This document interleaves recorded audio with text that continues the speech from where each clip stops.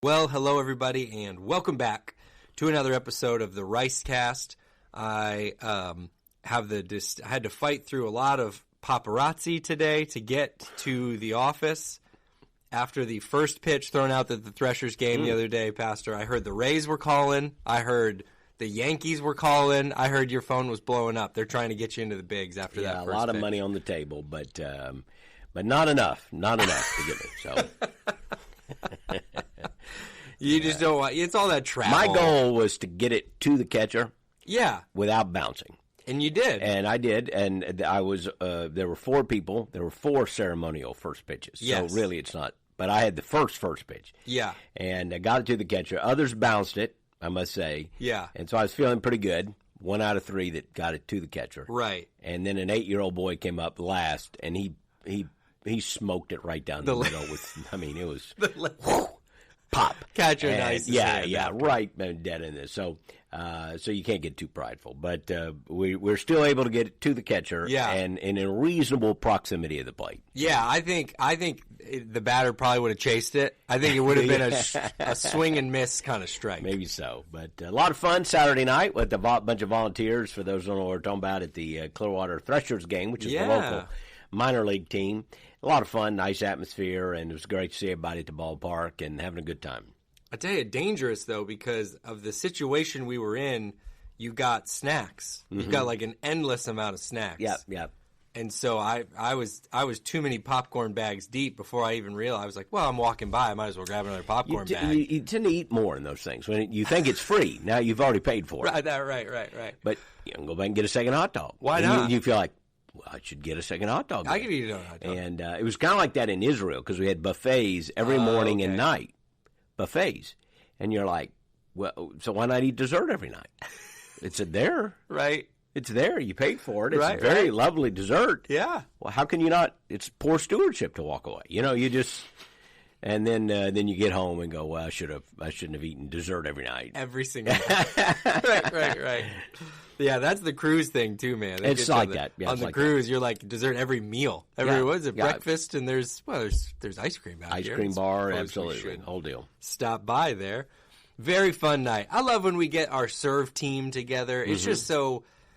It's just something super... Our whole church family, anytime we all get to hang out, that's great. But this group especially, that's volunteer, that's serving week in and week out, that group's a special you group. forget, maybe don't honor that group as much as we should, because in order to do what we do every weekend, it takes hundreds of volunteers. Hundreds. And this is a great opportunity to say, our preschool, our children's ministry, oftentimes that's unseen by many, many people. And yet if there are people committed to those areas, then everything else stops. So we need people to be willing to serve in those areas. And we have high standards, but yet we need people who will say, look, I'll help in the preschool. I'll help in the children. And then, of course, in the, guest services and all those areas of hospitality. So grateful for all the people who serve and make Calvary the wonderful place it is to gather and to worship. Mm-hmm. And hundreds of volunteers any given week to do what we do here in ministry. Hundreds of volunteers this week, in particular, hard at work with VBS, which has been so fun. I know you've been out there. I tell you, once you got the arm loose, you did the first pitch. Now you're throwing out toys. Yeah, it's a lot of fun. But the volunteers are what make this week incredible. Mm-hmm. Hundreds of kids, probably north of 1,000 when you throw all the 3 campuses together of just kids. And I know it's well above that when you throw in the volunteers, the workers. It's quite a crowd, and it's been a wonderful week. And, again, thanks to everybody who is serving and working very, very hard.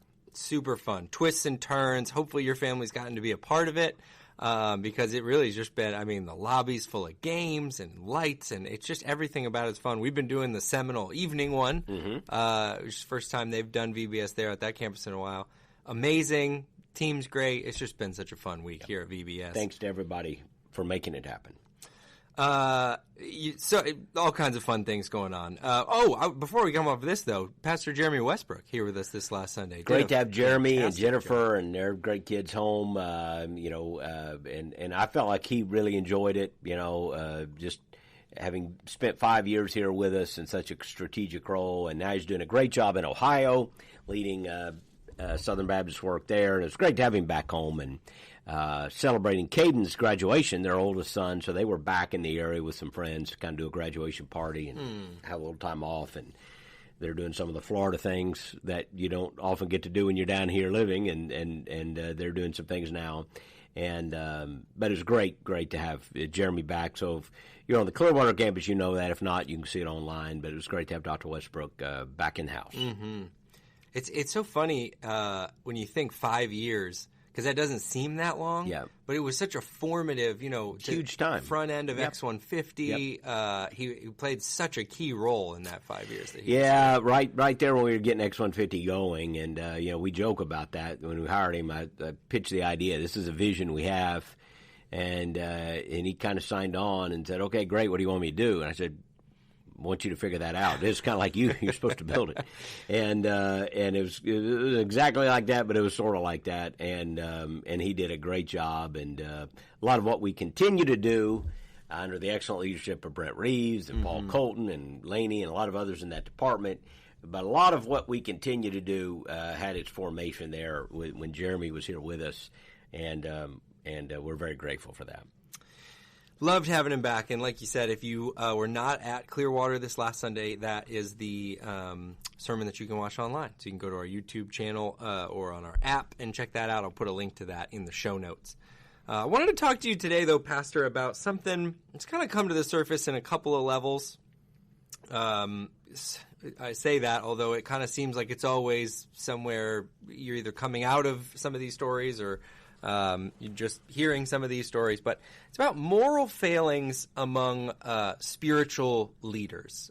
Moral failings among spiritual leaders is like a general topic. A couple of things that are going on. There's a Hillsong documentary that was released not too long ago. Admittedly, I have not seen it yet, but it talks a lot about Carl Lentz and Hillsong New York. There is, of course, a while ago, there was a podcast that was very popular, The Rise and Fall of Mars Hill, that Christianity Today produced, that talked about some of the things that went on there. We have got, there are things, there's a Duggar family one, and now I don't believe he's like the pastor of any church, but certainly a family that was in the spotlight, was very well known and represented faith. And then you come to find out over the last couple of years some of the things that were going on inside of their family that were not as they seemed.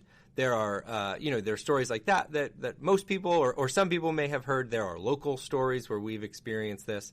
So I thought maybe we talk some about that. Maybe you're a listener who has been through that personally at some point in your faith journey. You've been at a church where something like this has gone down. Maybe you've just heard about it from other places.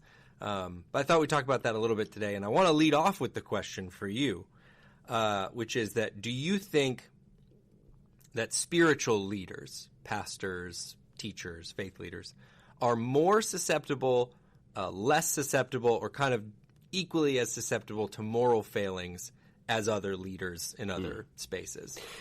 Well, it's a great question. I have no way of knowing, of course, definitively, so I'm only giving you my opinion. And my first blush at it, and then I want to qualify it, is that they're just as susceptible. They are just human beings. People are people. Human beings are human beings. And the things that plague us all are the lust of the flesh, the lust of the eyes, the pride of life, to quote 1 John 2:16. These are the things that make up the world. And when you break that down, the lust of the flesh, the desire to do something, we think of sexual temptation, physical temptation, sometimes it's drugs and alcohol.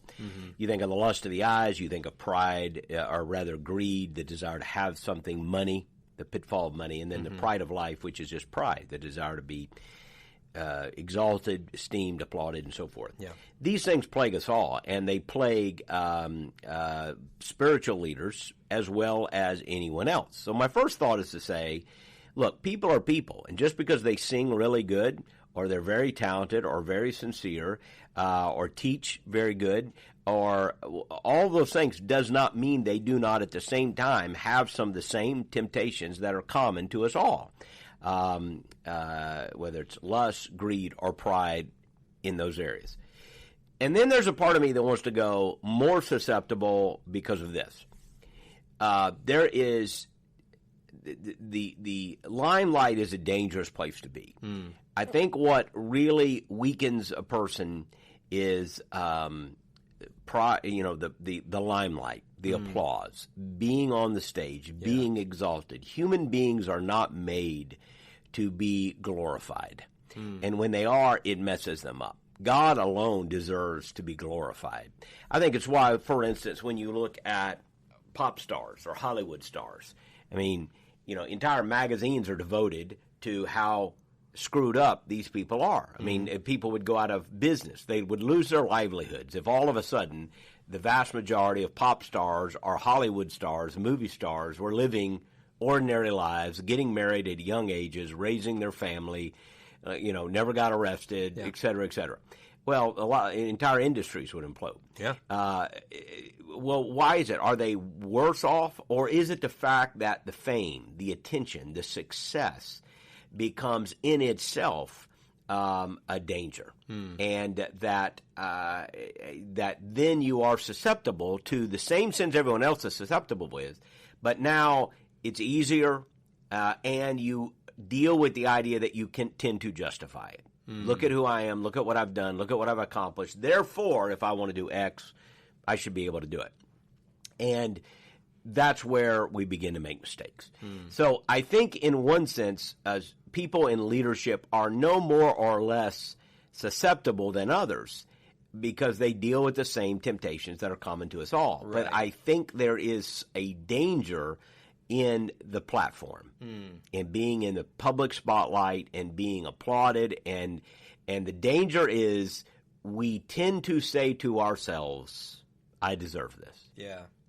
I was watching a television program, which shall remain nameless because it's really not one that deserves to be recommended. But there was but I was watching it, and there was a pretty good dialogue, and a character was like an orphan boy was adopted and it's a very rough situation. It's not at all a good family drama, but just happened to see the show. And one of the guys said to the young boy as he was brought into this, like a business environment, is, your greatest danger is to think you ever deserve this.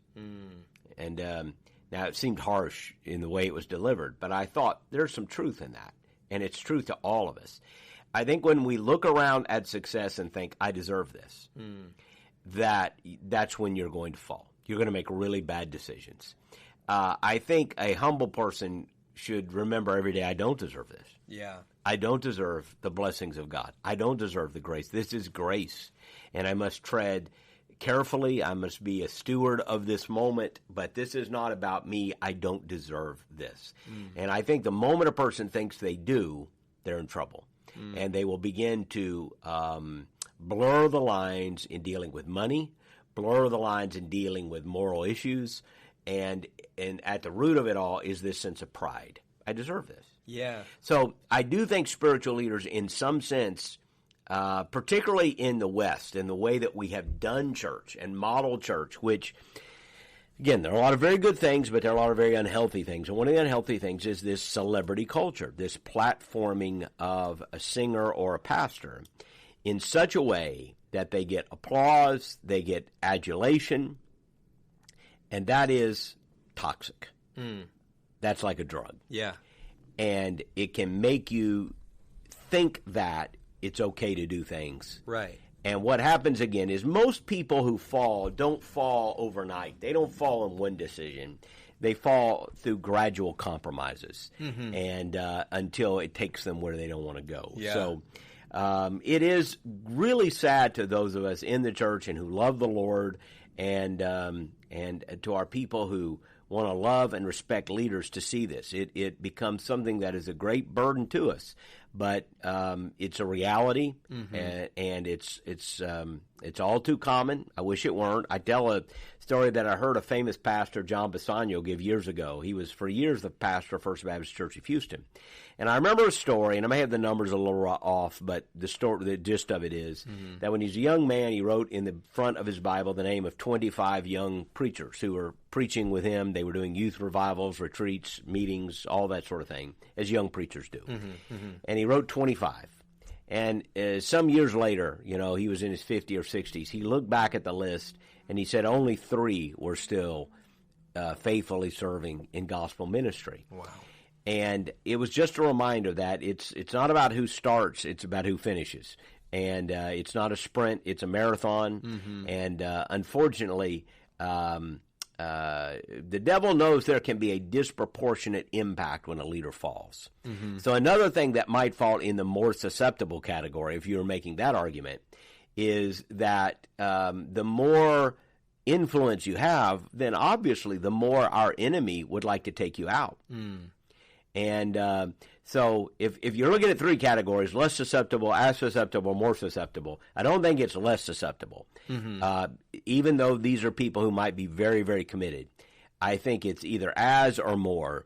And what would put it in the more category is the pride and the sense of being out there and receiving undue attention and undue glory. I think that becomes kind of a drug that can cause you to make bad decisions. Yeah. And also the fact that we have a spiritual enemy who even more wants to take those people out. Yeah.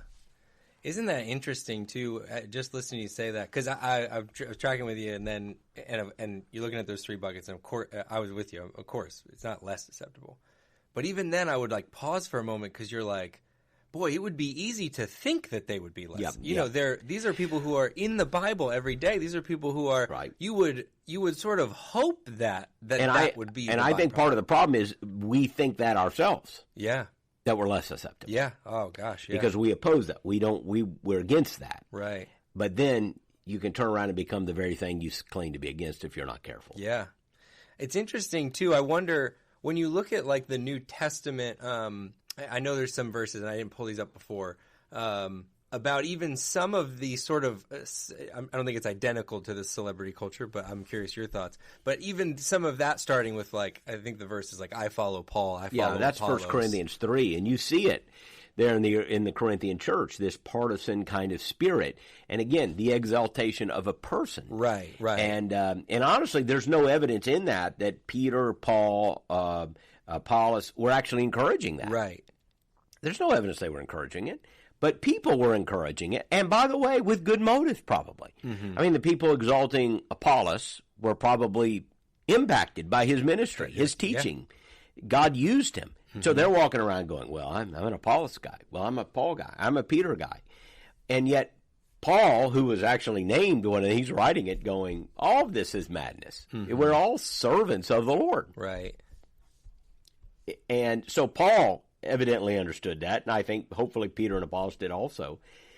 There's even one party that claimed, to be more for Jesus. They were like, there's a lot of variations of that, but certainly Jesus would not have lended that, although Jesus is the head of the church. So there is some difference there. But the idea of this partisan spirit, those apostles did not promote, but it was almost like his natural human instinct to promote that. Right. And while Paul doesn't necessarily say so in that passage to my recollection, he must have known it's not only dangerous to the church, just generally, it's dangerous to those men if they believe that at all.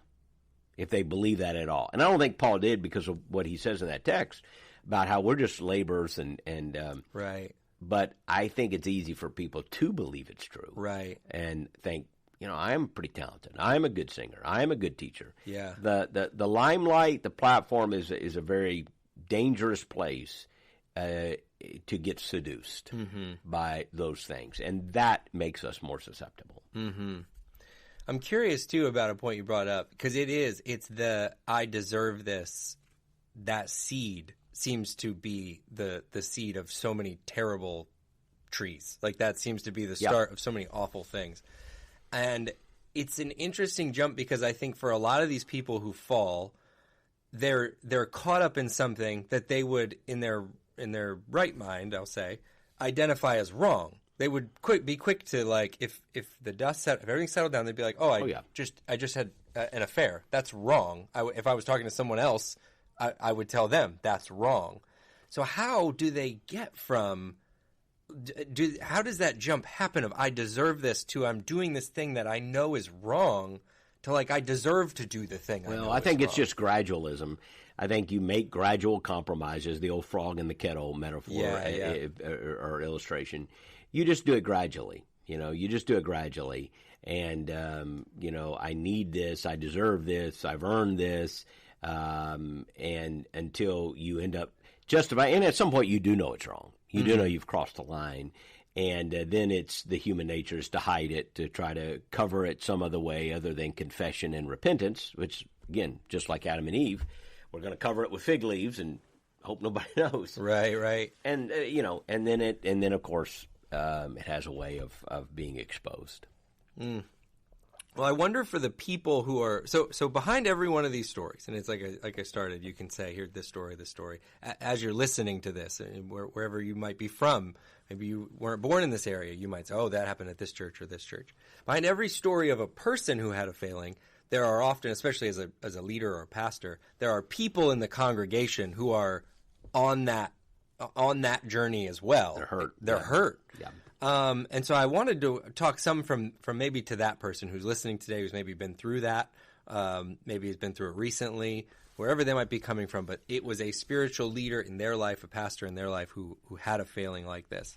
And one of my first questions as I was kind of sitting down and thinking about this is, if there's a failing in your church from a pastoral leadership level, like I'm talking I want to differentiate here just for a moment, not someone who's maybe like a small group leader leading a Bible study, but not at the church in a vocational way, not on the stage. I'm talking to like a senior pastor, a teaching pastor type failing, like at that level. Do you as the church member, do you owe it to the church to stay when that happens? Is there something that you... That's a great question, and there is no one answer.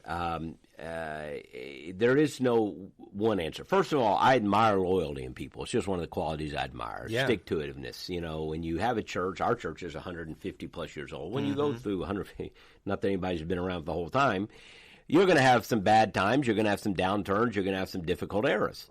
And the stories I love the most are when I still run into people who've been members here 40, 50, 60 years. And even in that run of time, there are going to be moments, even leaders, that fall short, and staff members, whatever the case, there's hurts, disappointments, and they hang in there. I really admire loyalty and stick-to-itiveness of people. And so I would say this. When you make a covenant in a church membership, you don't want to leave just because there's trouble or something has disappointed you. When people are committed in a church body and a leader falls, I think the question becomes, okay, how does my church congregation and then the broader culture of leadership respond to that? And you're not looking for perfection there, but you're looking for sincere, earnest effort to handle it in a biblical fashion. Are things being covered up, for instance? That's never a good sign. Now, every detail of an action shouldn't be revealed. Right. We have personnel decisions occasionally, and I'm asked about them. You can't reveal every detail of a personnel decision. It's just not ethical to do so. But you can give an honest answer, and you can give a straightforward answer as much as you are able to say. I would say in a church, somebody just came to me and said, I'm trying to process this. Do I need to lean in here and be with this community through this storm, or is this a moment where I need to step and go, is this not a healthy place for me to have my family? Again, my bent is always going to be, how do we lean in and stick to it? Yeah. Having said that, I would say, how are the leaders handling it? One, is it with honesty? Again, measured up against the Bible. Have they honestly dealt with this? Have they told the truth about this? Can I get answers to my questions?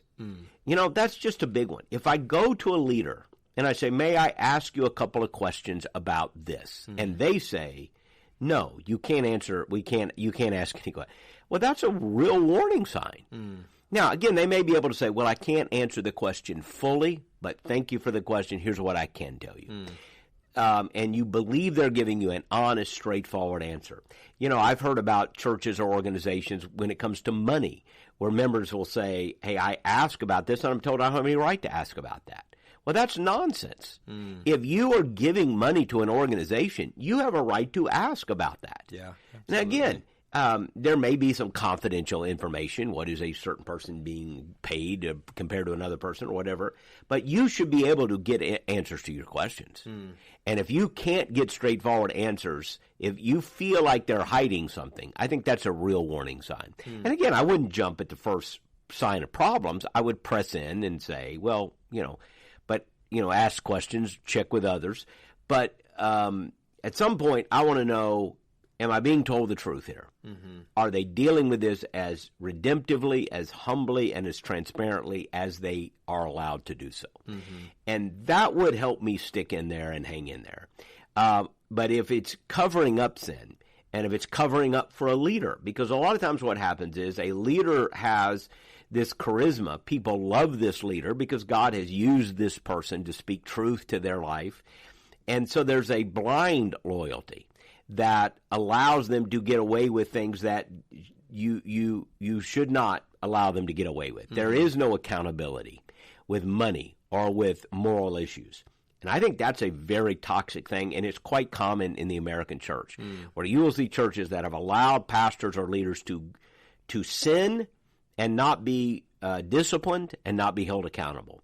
Well, that's very dangerous and spells a real concern for the long-term health of the church. And by the way, you haven't done that person any good either. Oh, yeah. So I think those are moments where a person would look and say, if our church is not attempting to deal with this in a way that is transparent and honest and biblical, in a way that does not glorify a person above Jesus, at that point, I'm going to have serious questions about whether I can stay in that community or whether or not I need to be in fellowship with another community. Yeah. Again, my bent is going to be hang in there, stay through the difficult times. Churches go through difficult times. Right. People are going to fail you. Yeah. Don't run at the first sign of trouble. But if a church body is not handling something in an honest, transparent, biblical fashion, then that is a warning sign. And I don't think it's necessarily a virtue to be faithful through that, and in so doing, be a party to compromise or to even expose your family to things that are going to harm your family. So, again, there's no one rule there, but I do think there are legitimate issues to consider. Right. And it's interesting, you brought up another point that I think a lot of people ask. I'm curious your thoughts on that. Because often it does seem like when there's a failing or a lapse in judgment, I don't know the right words to use there because we're talking about a lot of different things that get people to this place. But I guess maybe my question is kind of like, where do you think the most common breakdown is in the structure around this person that led to this? Do you think it's most commonly just an internal thing, most commonly a accountability that has broken down? It's both. It's internal because but we can all judge sins in other people more harshly than we judge in ourselves. I mean, that's just human nature. I think we saw that when we were teaching from Psalm 51 a couple of weeks ago, when Nathan came and gave David the parable about the man who went across the street and took the one. David was incensed. He was ready to drop the hammer. Yeah. Until Nathan said, "Well, thou art the man." Yeah. So he was blind to what he had done, but he was willing to condemn it harshly in someone else. In reality, what he had done was much worse. Yeah. Than taking a sheep. So we have that blind spot within ourselves, which is why knowing that. Now, that's true of you, it's true of me, it's true of human beings. We will tend to justify for ourselves what we would not justify in others, which leads the question, is there accountability? Is there transparency? Are there people who can hold a leader accountable and tell them no?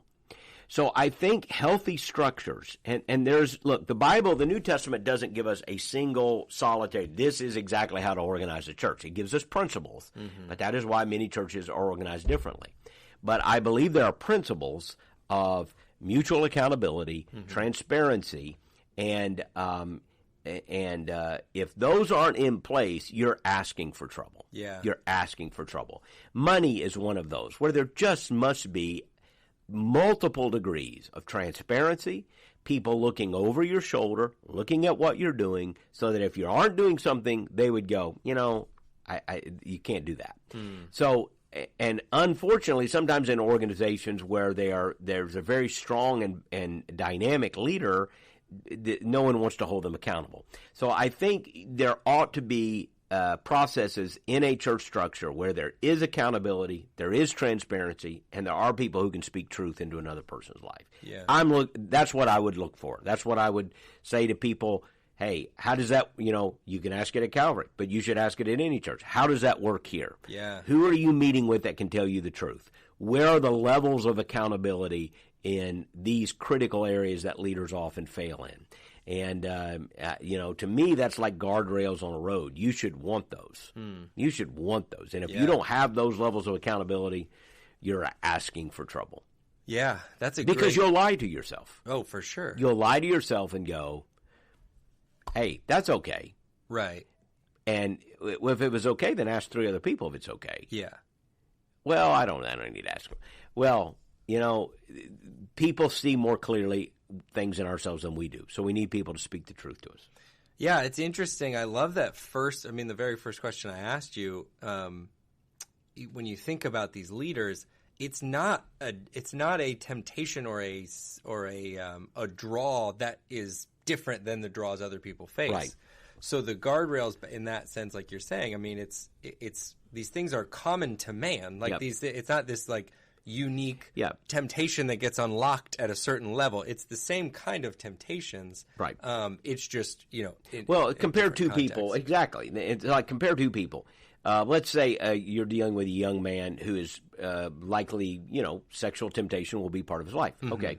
Well, let's put one guy in there who's, working 8 hours a day, or maybe he's working 2 jobs. He's got a wife and kids, and they know where he is every time. He, clocks out of work, he goes home and gets up. I'm not saying the temptations aren't there, but he's making ends meet. He's working, raising his family. Now, same guy, same age, but let's say he's a major league ball player. He's got.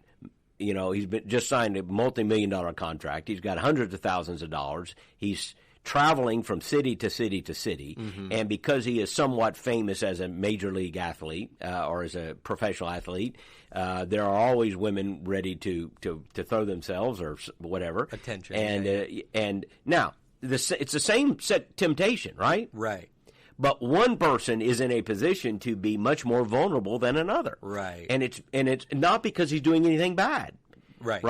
In fact, it's success that has put him in a more vulnerable temptation. Mm-hmm. I'm traveling without accountability. There's few people around me that are holding me to this standard. I've got lots of money. Is it any wonder then that we read about more failings in that area? Right. So again, the temptations are the same, but the guardrails have come down, and it's notoriety, fame, and success that tend to cause us to believe, I don't need those guardrails. Yeah. Those guardrails are for other people. But I don't deserve those guardrails.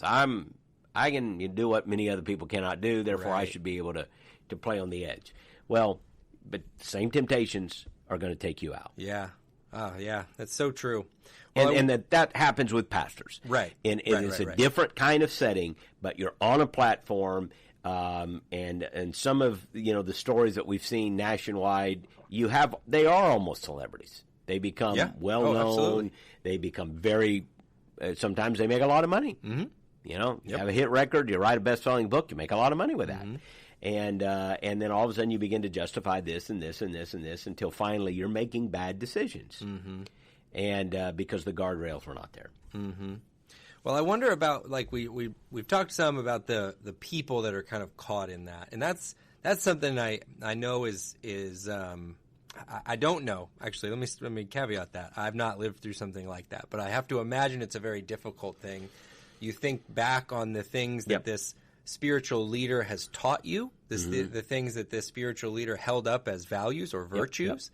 You have to start to wonder, were they is it true? Is what they said true? Is it good? Was my time there good? You just, as anybody who's been betrayed, it's this mix of bitter and sweet and all of those things. Yeah, it's a fantastic question. And my heart really does go out. Through the years, I've talked to many, many people who have church hurt, if you will, because leaders failed them, and there was a moral failing or one sort or another, and there is this deep wound there. Now, some people have church hurt, and they help cause the hurt. That's that's a whole other podcast. Some people talk about it the most. Maybe we're part of the problem, but there are people that in my 40 years of ministry that I've met who, again, they were in a church, and to no fault of their own, there was this toxic leadership culture or a failing, and they are deeply and profoundly wounded. I think I have great sympathy when I hear those stories. I think what I would say, and the first question is it all fraud? That guy was a fraud. So is everything he said a fraud? And I understand why some people would conclude that. There are a lot of people today who would say that if it didn't work in his life, therefore it's not true. Whereas I think in another day you'd say, well, it didn't work in his life, so he's to blame. Now we say it didn't work in his life, therefore the message isn't true. But I think you have to ask this question. I understand the hurt, but is the gospel true? Is the gospel true? And I think you get away from looking at people and the talents and giftedness of people and ask yourself, is the gospel of Jesus Christ truth? Where did it come from? That pastor didn't invent it. That singer didn't invent it. They may have wrote a great song about it, but they aren't the ones who came up with this gospel truth. There's 2,000 years of history, and then beyond that, there's the history of God working through his people. We can read the Bible. These truths predated us, and these truths will be here when we are gone. While the grass withers and the flower fades, the word of God endures forever. We have to distinguish between the truth of the word of God and the grasses and the flowers, which fade, even if you're talking about a good and faithful servant. In the end, they fade, right? We get old, and we pass off the scene. No pastors forever. Pastor Anderson taught me one time, he said, all pastors are interim pastors. Somebody was there before you got there. Somebody be there when you're gone. Even if you're a church planner, well, eventually you're going to be gone. You're going to hand it off. So the grasses and the flowers fade. What doesn't fade? It's the truth of God. And I would say to a person, look, there may be a person who failed, but it doesn't mean the message of Jesus isn't true. And now, sometimes it gets distorted, and you need to go back to the Bible and ask yourself, is this what the Bible is teaching? And may it give you a hunger and thirst for getting the message right.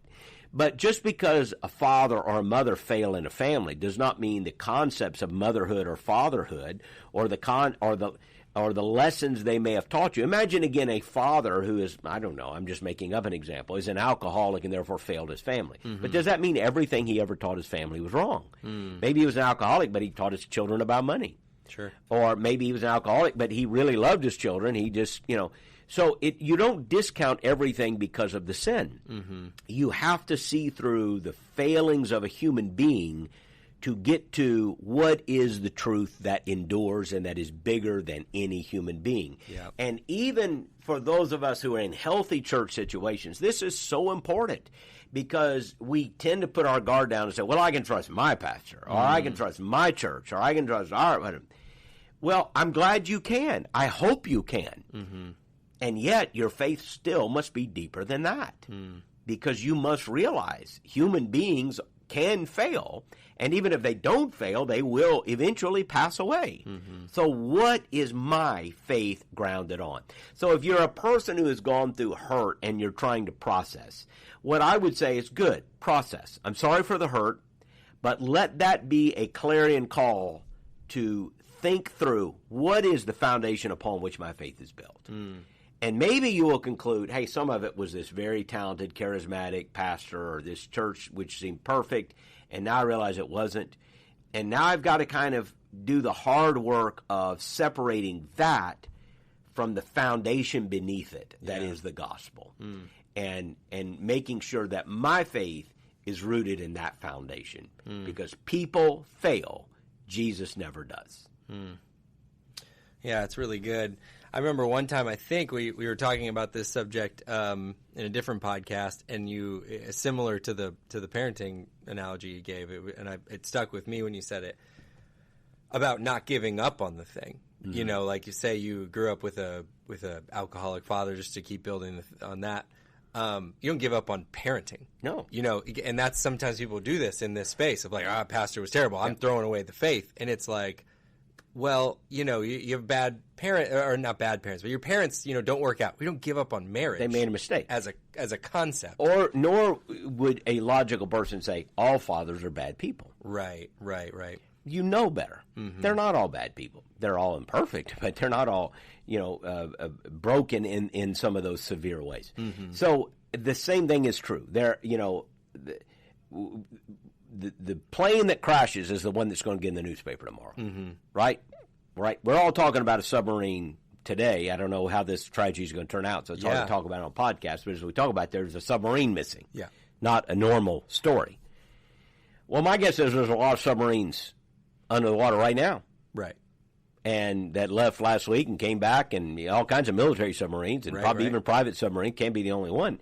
What's in the news is the one that is in danger. You know, what's going to get in the paper tomorrow is the plane that doesn't land. But there are planes that land every single day. And, again, there are churches and there are pastors and there are leaders and there are shepherds who every single day are landing their plane. They're loving their families. They're faithful to their spouses. They're faithful to the Bible. They are trying to walk with integrity and honesty in all things. And you know, that's not going to get the attention. The attention is when something breaks, and then we go, wow. And admittedly, sometimes there's more than we want there to be. Oh, yeah. And I think, you know, again, there are reasons that we've talked about, the fact that we are awash in a culture that doesn't make it easy, the fact that our church culture has sometimes in erroneous ways exalted people. We didn't do them any favors.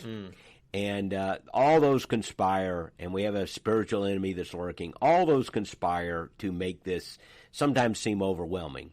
But, you know, Jesus will never fail you. I don't know how to get back to say it stronger than that. Just get back to that. Jesus won't fail you. And get back to the message of Christ. And there are healthy churches, many healthy churches.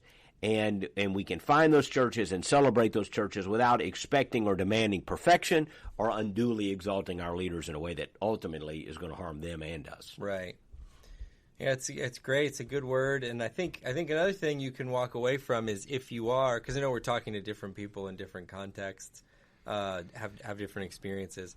If you are in a church where you know your leaders have these guardrails up and they're trying to do this the right way and they're staying faithful. You know, I think it's important to encourage them because sometimes, like you say, they don't get the press. It's not as exciting because I don't want to say exciting. I mean that. I mean it's not as dramatic. It doesn't garner the attention. There's a faithful pastor out there in some small community church just showing up to work every single week. Been doing it for years. Hospitals doing it for years. And nobody's, you know, he hadn't written any hit songs and he hadn't written a best-selling book. Right. And he's out there, you know, he's not famous, but he is out there trying to preach the gospel this week, minister to people who are hurting, share the Christ, and I meet them all the time. And I'll tell you what I would say. It's not just encouragement. Encouragement is so appreciated.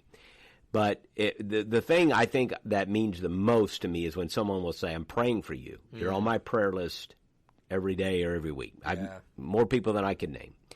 And it means the world to know that there are people who, when they go to the Lord in prayer, they're praying for their pastor, they're praying for the pastors at their church and saying, God, help them, keep them humble, keep them close to you, protect them from temptation, protect them from the enemy.